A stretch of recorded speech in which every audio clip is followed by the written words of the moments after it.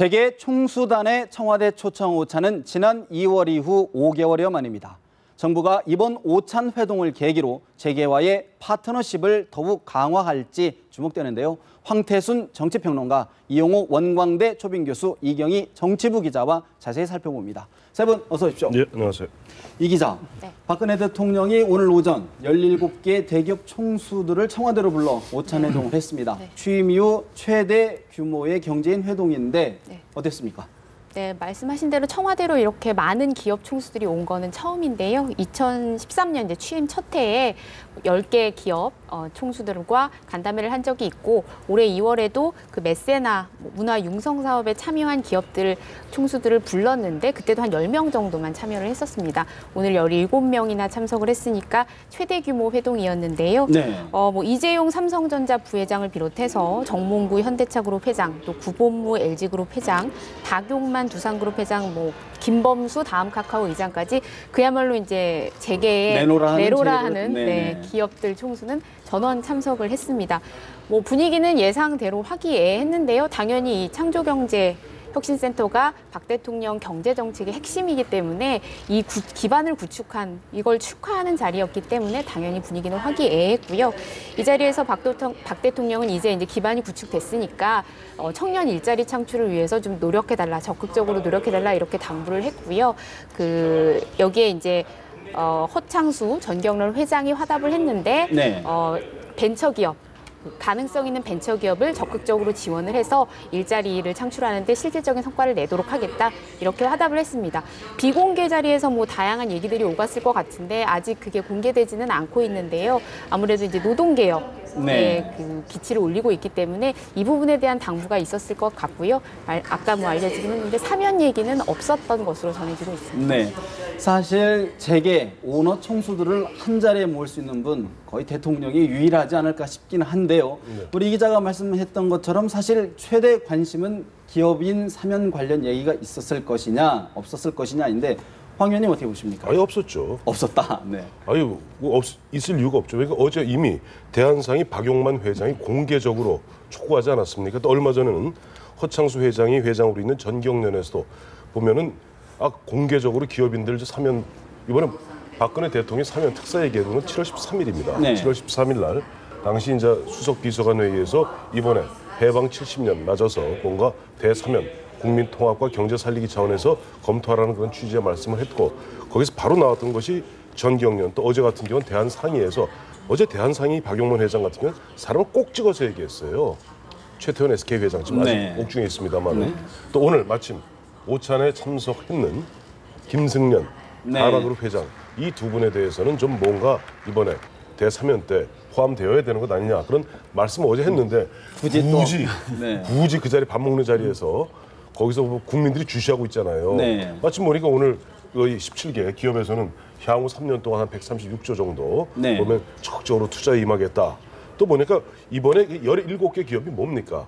박근혜 대통령 창조경제에 각 지역별, 광역단체별로 창조혁신센터가 있지 않습니까? 네. 그 센터에 투자했던 삼성을 비롯해서 보면 쭉 해서 여기 바로 김승련 회장 하나까지 쭉 17개 들었고, 문제는 박근혜 대통령도 사실은 걱정이 있는 거예요.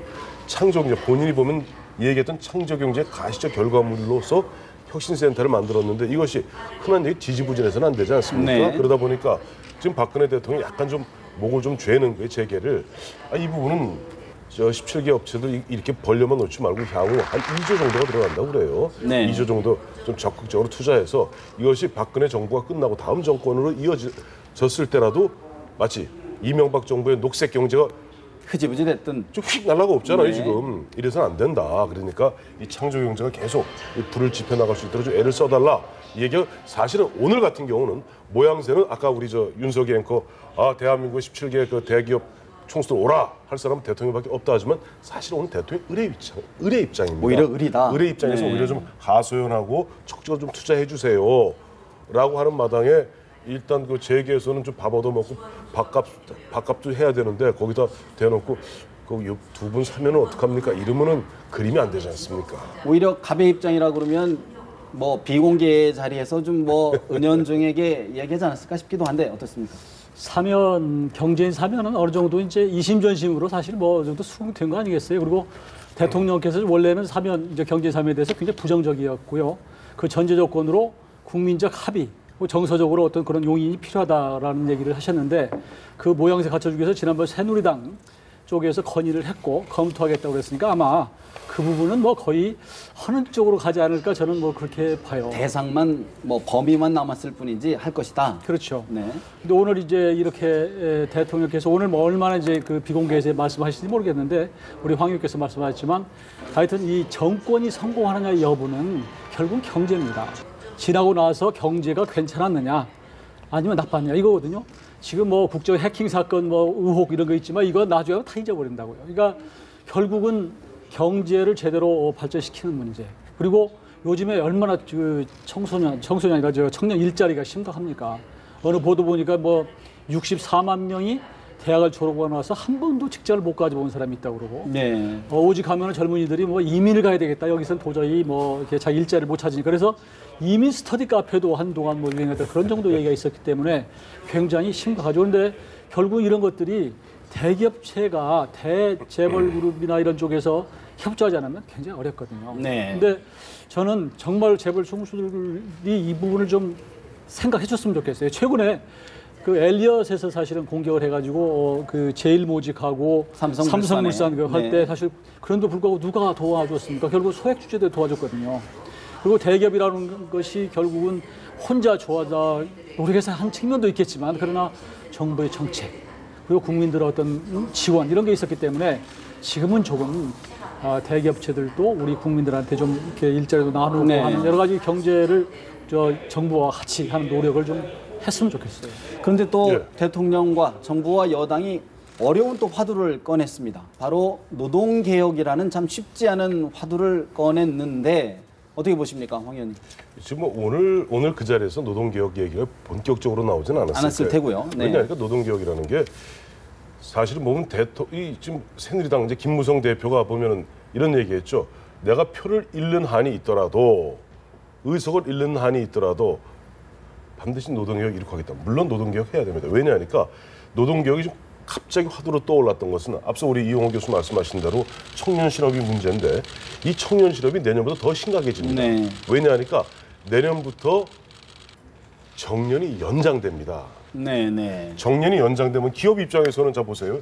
여태까지 55세에 정리했던 것을 60세까지 하면은 어쨌든 연공 서열로 네. 계속 고액을 주고 데리고 있어야 돼요. 비용이 늘어난다는 말씀이죠. 그러면 어떻게 하겠어요? 당연히 신규 채용을 안 하게 되죠. 그래서 지금 보면 정부 여당 쪽에서는 임금 피크제를 갖다가 핵으로 한 그런 어떻게 보면 노동개혁 해야 된다. 근데 이 부분에 대해서는 야당보다 더 보면 한국노총, 민주노총 쪽에서 강하게 반발하죠. 네. 이건 개혁이 아니라 개악이다라고 얘기하는데 보면 지금 김무성 대표 얘기하는 거 아까 임금 피크제라든가 또 보면은 정규직과 비정규직 거의 월급이 더블 차이지 않습니까? 네. 이런 부분들 좀 개혁해야 된다 얘기하는데 일반 해고를 좀 쉽게 하는 부분들이 네. 있는데 참고로 대한민국의 지금 노조 조직률이 얼마쯤 될 것 같습니까? 좀 10% 안팎이라는 거 아니에요? 정확히 10.3%. 네네. 즉 보면은 한국노총이 80만, 민주노총이 60만, 기타 노총이 30만 등 해서 178만 명이 지금 노조에 가입되어 있습니다. 이건 뭐냐니까 대한민국 근로자 1,800만의 10.3%에 불과해요.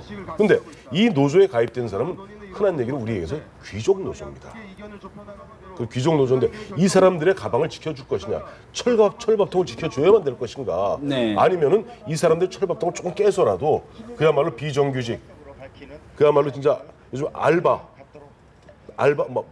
네네. 청년들 있지 않습니까? 일을 좀 나눌 것인가. 그러니까 문제는 그 문제점을 공유는 하는데 어떻게 할 것이냐 아닐까요? 근데 이 하는데 여기에서 이번에 공무원 연금 개혁할 때 보세요. 결국은 못 이기잖아요. 뭉쳐진 소수가 강한 겁니다. 네. 예를 들어서 그 당시 공무원 노조 그 문제 그렇게 문제점이 많은 거 알면서 결국 보면 듬성듬성 하나만 하는 맹탕 개혁하고 말지 않았습니까? 그것도 뭐냐니까 100만 명, 107만 명이 딱 뭉치니까 쉽지 않았다. 뚫어 나갈 수가 없는 거예요. 거기다 지금 박근혜 대통령 지지율이 한 50, 60%쯤 되면 혹시 가능할지 모르겠습니다만은 지지율 한 30% 안팎에 그 정도의 힘 갖고 과연 이것을 추동해낼 수 있겠는가? 저는 사실 가능할 수 있다고 봐요. 죄송한 표현입니다만은 지금 귀족 노조와 노조에 가입조차 못하고 그야말로 이 노조에 가입되어 있는 이 사람들의 4분의 1, 5분의 1 월급 받고 있는 일반 사람들하고 이 실상을 다 까발려야 됩니다. 네. 까발려서 봐라. 네. 이것이 당신들 툭 하면 빨간띠 들고 나와서 이렇게 하는 바로 노조들이 이렇게 초호합한 노조. 거기다 심지어 모모한 데서는 그 아버지가 자식한테 승계까지 하고 있다. 이런 잘못된 관행들을 갖다 언제까지 두고 볼래?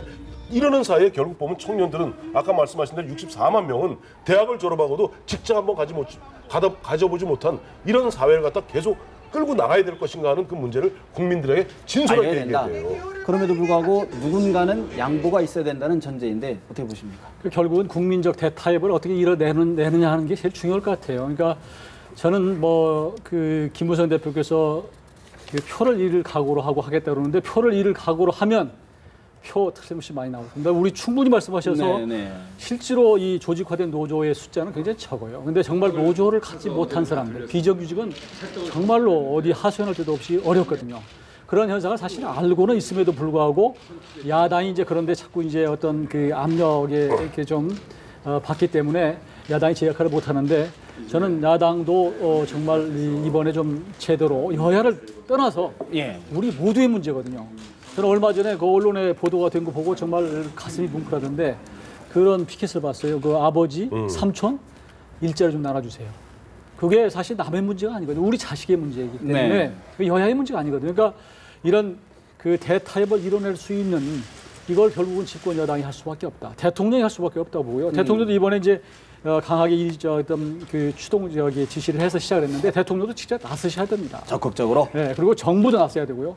근데 지금 알다시피 노사정위원회가 그도 지난번 4월까지 상당히 근접하게 갔었어요. 그런데 그 당시에 이제 성완종 리스트 나오고 그러면서 또 4월 재보궐 나오면서 사실은 그 김대현 노사정위원장이 그만뒀단 말이에요. 그러고 나서 공석으로 아직도 있는데 빨리 거기도 정비하고요. 야당도 아까도 말씀드렸지만 이런 부분을 정말로 이 국민의 장기적으로 보고 할 필요가 있다. 그래서 여야가 결국은 이건 정치권에서 끌고 갈 문제예요. 여당과 야당이. 그런데 이걸 만일 이번에 이제 몇 개월 동안에 이걸 해결하지 못하면 내년에 총선이거든요. 어렵다고 그러면 본다. 오래 갑니다. 굉장히. 그래서 하여튼 이 부분을 이번에 하여튼 여당이 그 밀어붙이고 있으니까 야당도 거기에 호응을 해서 다 고통분담해야 돼요.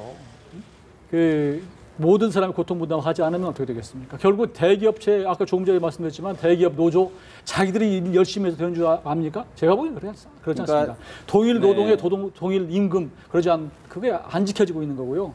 하청업체, 협력업체한테 많이 떠넘기거든요. 그러니까 이런 부분에 대해서 사실은 이제 노동시장 유연성 가지고 뭐 얘기가 나오는데 약간 그것도 물론 상당히 일리가 있어요. 그러나 좀 서로 나눈다. 대승적인 차원에서 그런 차원에서 좀 노동개혁은 좀 이번에 대타협이 필요하다. 했으면 좋겠습니다. 저는 사회적 대타협을 갖다가 전제로 하면 절대 못한다고 봅니다. 사회적 대타협이라는 게 노사정위원회 사회적 대타협하면은 정부 들어가죠, 사용자 들어가죠, 이른바 고용인 쪽에서 나오는 게 누굽니까? 항상 민주노총, 한국노총이에요. 이 사람들 나오면 항상 버팁니다. 아까 말씀드린 178만의 그 힘을 갖다가 힘 때문에 또 야당에서는 여기 무조건 역성을 듭니다.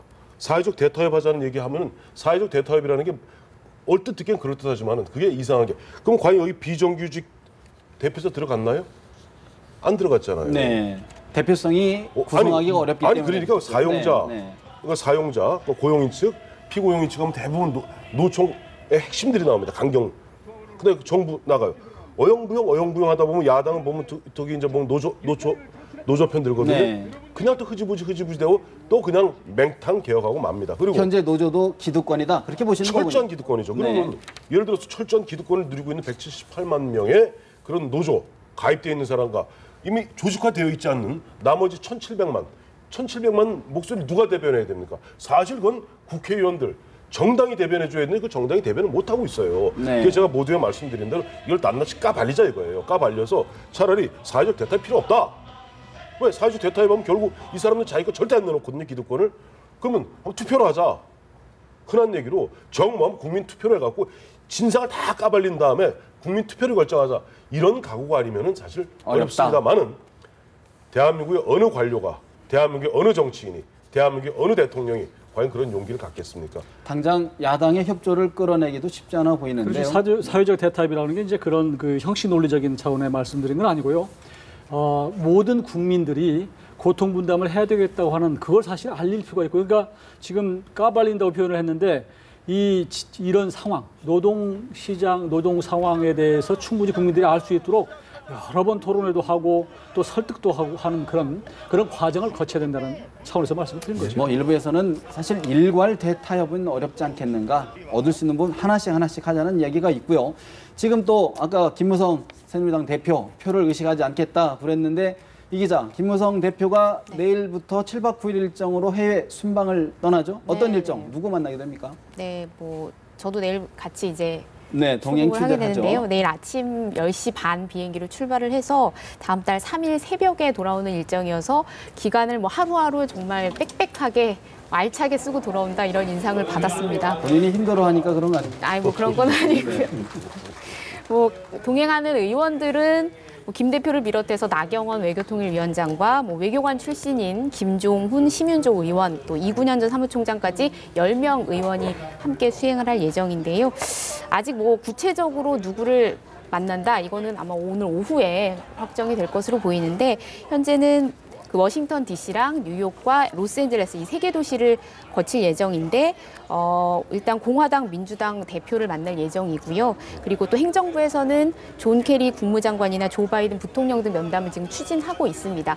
그리고 가장 이제 관심을 모으는 거는 뉴욕에서 29일쯤 아마 만나게 될 것 같은데, 이제 반기문 유엔 사무총장, 뭐 본인은 부인하고 있지만 뭐 명실공히 뭐 여권의 유력 잠재 대권 주자로 꼽히고 있으니까 두 사람이 뭐 여기서 뭐 대선에 대한 얘기를 하지는 않겠죠. 하지만 두 사람이 같이 만난다, 이것만으로도 어떤 주는 메시지가 있고 관심이 충분히 모일 수 있는 사안이기 때문에 이 만남에 사실 기자들도 그렇고 뭐 정치권 관계자들도 그렇고 관심이 제일 쏠리고 있습니다. 그리고 또 김무성 대표가 지난해 10월에 이미 한번 중국을 방문한 적이 있고, 이미 해외 뭐 외교 데뷔전은 치렀는데, 그때보다는 사실 뭐 유승민 사태와 또 메르스 사태 전국이 겹치면서 조금 미뤄졌기 때문에 규모, 기자단도 그렇고 의원단 규모도 조금 줄었습니다. 하지만 그 지금 김무성 대표의 입지로 봤을 때는 어느 때보다 좀 중요하게 중국 방문 이상으로 의미를 갖는 방문이 될 것 같습니다. 중국 때도 시진핑 국가주석을 만났었죠. 예, 만났고.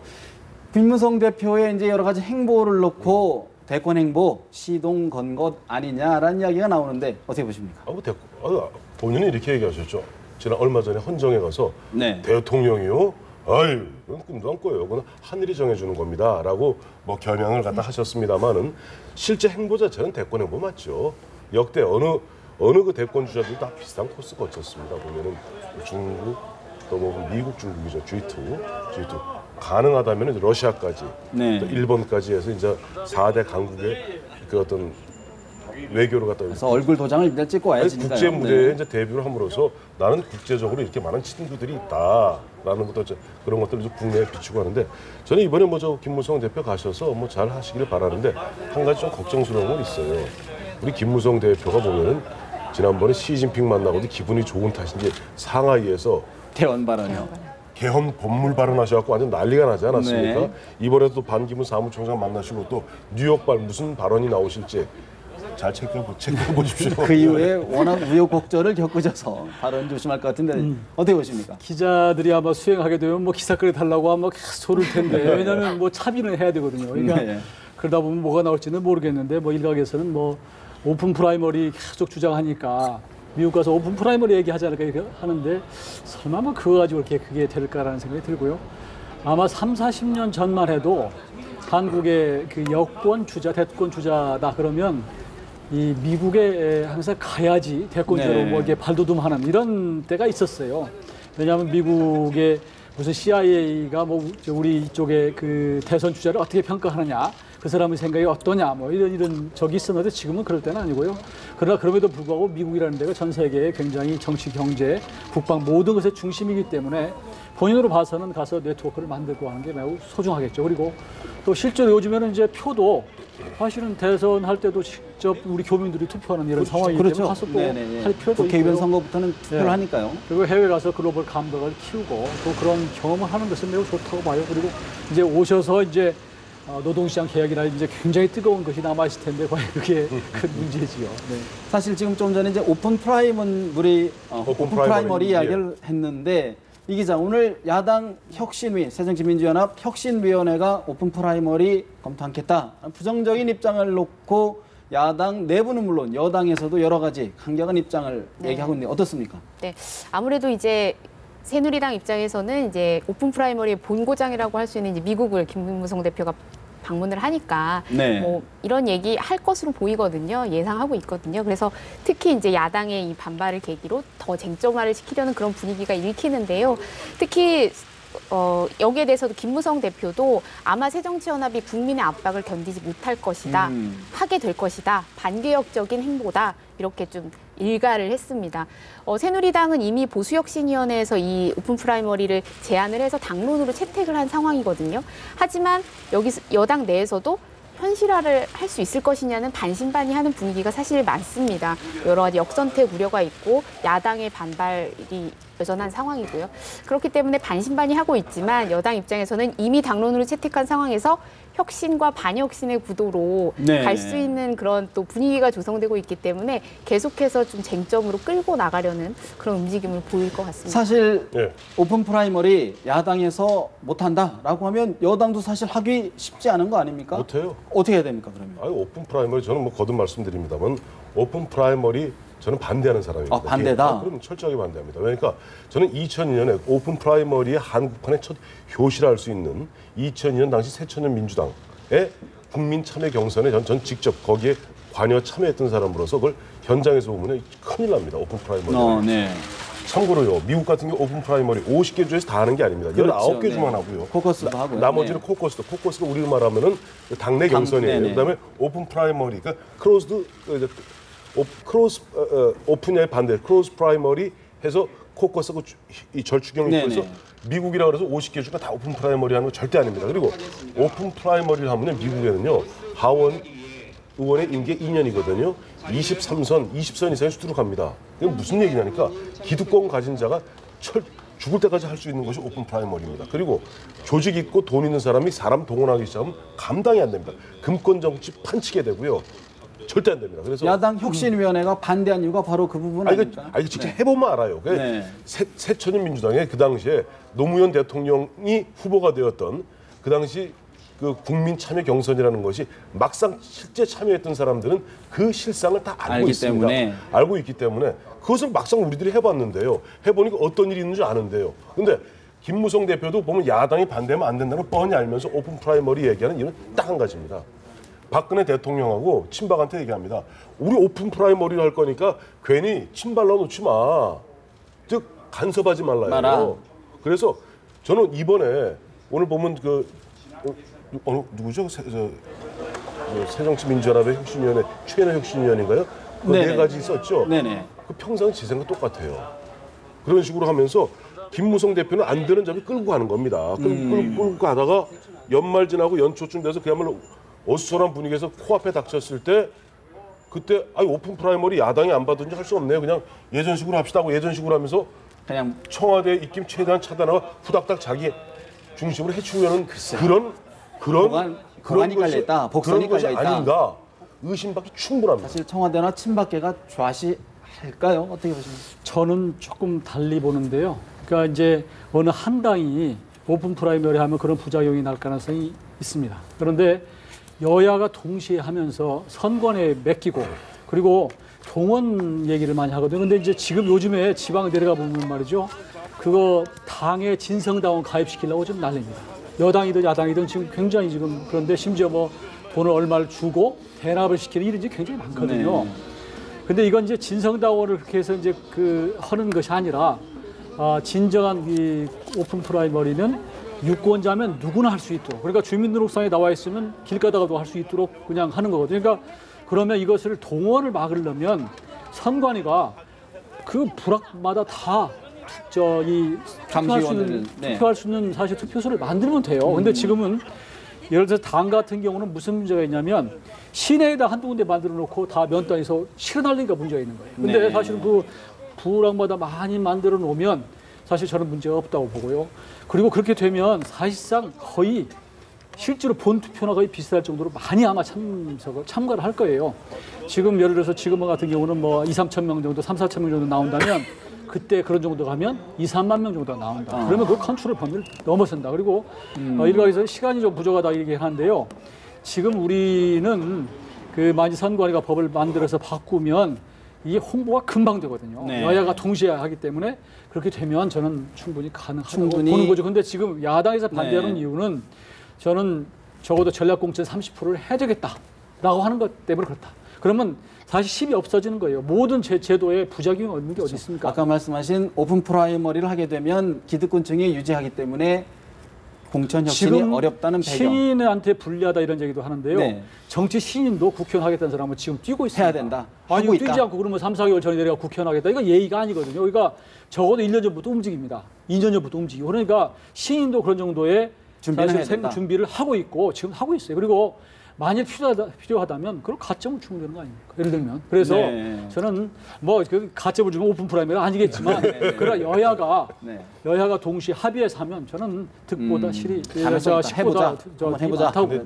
저는 그러니까 저는 절대 오픈 프라이머리 반대인 것이 이런 전략 공천도 저는 일부 부작용이 있습니다만은 전략 공천이 있었기 때문에 신선한 물갈이들이 가능했던 거예요.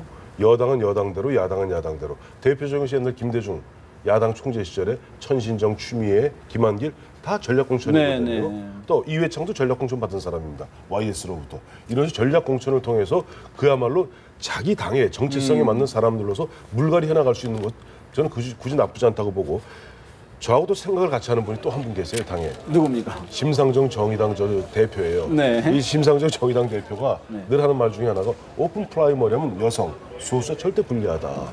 플러스 왜 그럼 두 번이나 이거 한번 치르게 되면 아까 말씀하신 대로 이제 면 단위로 내지는 면 단위 갖고도 약해요. 더 작은 단위로 계속 기표수를 만들어야 되는데 그러면 그 선거관리를 중앙선거관리위원회에서 하게 되는데 그럼 400억, 500억, 600억, 700억 거의 그 수많은 돈을 갖다 왜 두 번이나 이중과세를 치러야 되느냐 하는 문제. 또 보면 일부 야당에서 나오는 이야기 중에 하나가 뭐냐. 그러니까 오픈 프라이머리의 대전제는 중앙당이 없음을 전제로 합니다. 네. 중앙당이 필요 없는 거죠.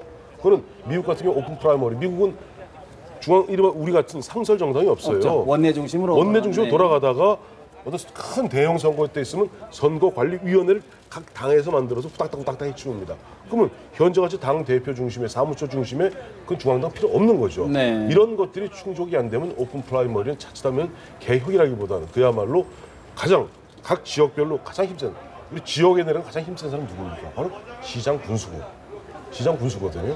시장 군수들에 의해서 자칫 잘못하면은 그런 네. 분권 정치, 사실상의 관권 정치, 동원 정치가 판칠 가능성이 있다. 아마 근데 이제 전략공천 문제에 대해서 이제 평가가 엇갈릴 수 있는데요. 전략공천이라고 하는 게 정말 괜찮은 사람을 모셔다가 성공한 케이스도 있고 그러지 않은 케이스도 많죠. 그러니까 자기 잘 아는 사람들을 데려다가 그런 경우도 많기 때문에 네. 너무 전략공천이라고 해서 다 좋은 건 아닌가 하고요. 저는 제일 중요한 것은 민심에 따른 공천이라고 봐요. 그러니까 우리 유권자가 누구를 원하느냐를 가지고 평가를 해야지 그 유권자가 원하는 사람이 있는데도 불구하고 전략공천이라는 이름하에 위에 낙하산을 보내는 거 이게 안 된다 이거예요. 그러니까 특히 그런 것들이 호남이나 이런 데서 많았거든요. 왜냐하면 거기는 사실상 호남이나 영남 쪽은 일당 독재 비슷하게 돼 있잖아요. 그러니까 그거 가지고 장난을 많이 치다 보니까 결국은 새정치연합도 이상등공에 온 거죠. 그래서 저는 부작용이 있을 수 있죠. 그러나 해볼 만한 제도죠 생각합니다. 아마 혁신위에서 이슈로 이미 이제 화두로 던졌기 때문에 아마 이제 본격적으로 야권에서도 아마 논의가 진행이 될 것 같은데 그러면서 뭔가 좀 접점. 그러니까 보세요. 네. 지금 보면 새누리당 입장 다르고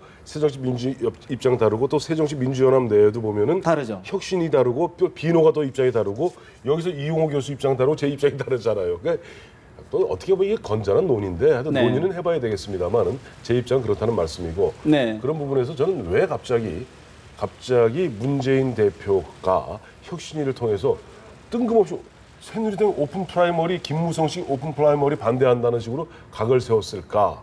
그건 여전히 보면 문재인 대표는 외부의 위기를 조성함으로써 내부에 어떻게 보면 단속을 해나가는 추동력을 갖다가 에너지를 갖다 찾아내려는 차원에서 일종의 김무성 때리기. 그것도 마침 또 김무성 대표 내일 또 가잖아요. 네. 좀 때리기 그런 차원도 약간 깔려 있는 게 아닌가 봅니다.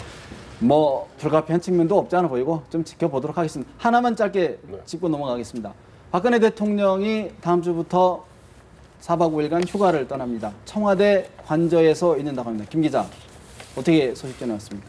네, 휴가 뭐 월요일부터 금요일까지 닷새간 가는데요. 네. 뭐 세 번째 휴가인데 외부에 나간 적은 첫 해밖에 없습니다. 그렇죠. 그것도 1박 2일간 거제 저도에 있는 대통령 별장, 예전에 이제 가족들과 함께 갔던 그때 한 번이었고요. 지난해도 세월호 사태 여파 속에서 청와대에 머물면서 뭐 쉰다고는 했지만 계속 국정을 챙겼고, 올해도 메르스 사태가 있고 아직 뭐 다음 주에 사실상 종결 선언을 할 예정이지만 어쨌든 청와대를 지킬 예정이라고 합니다.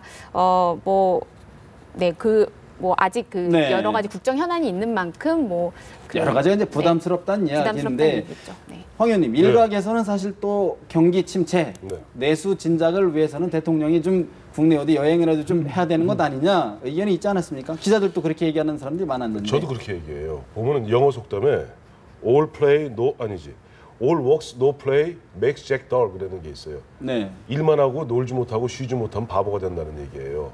대통령이 우선 솔선수범하셔야죠. 예를 들어 선진국의 국가 원수들 보면은 오바마 같은 경우는 한 2주, 한 보름 정도, 프랑스 대통령 같은 경우 한 달간 푹 쉽니다. 가족들하고 푹 쉬고, 푹 쉬니까 또 에너지도 충만해지고, 또 보면 바짝바짝 창의력도 그런 거 떠오르잖아요. 그러니까 네. 잘 되는 대통령께서 아무래도 관저에서 뭐 일주일 동안 가만히 계시면 나머지 뭐 국무총리야 비서실장이야 갔다 다녀오세요 얘기해도 마음이 편하겠어요.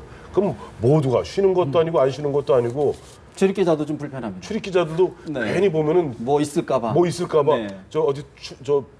마음 푹 놓고 가지도 못하고 이 근처 슬슬 배회하게 되잖아요. 네. 그러니까 모두가 안 돼. 대통령께서 좀 말씀으로 아랫사람들한테 가서 이번에 국내 여행 다니세요. 좀 내수 진작 좀 시키세요. 이렇게 얘기하시지 마시고 본인이 좀 다니세요. 본인이 아쉽다. 다니시면서 네. 보면 예전에 박정희 대통령 다니시면서 좀 편안하게 미리 예고만 안 하면 경호원 한 10명만 데려가면 아무 경호상 문제 없거든요. 그때도 대한민국에서 누가 또 박근혜 대통령한테 위해 갈 사람 누가 있습니까? 근데 미리 해놓으면 가서 미리 며칠 전부터 경호 경비서 해야 되지만 예전에 박정희 대통령도 불쑥 박정규 네. 경호실장 하나 덜렁 데리고 동대문 시장을 어디 잘 다니셨어요.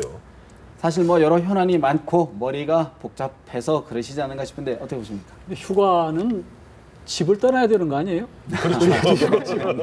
관저에 계신다. 물론 청와대 저 장소상 그 안에 계시니까 다른 사람들은 저 휴가 동안 더 신경이 쓰일 것 같아요.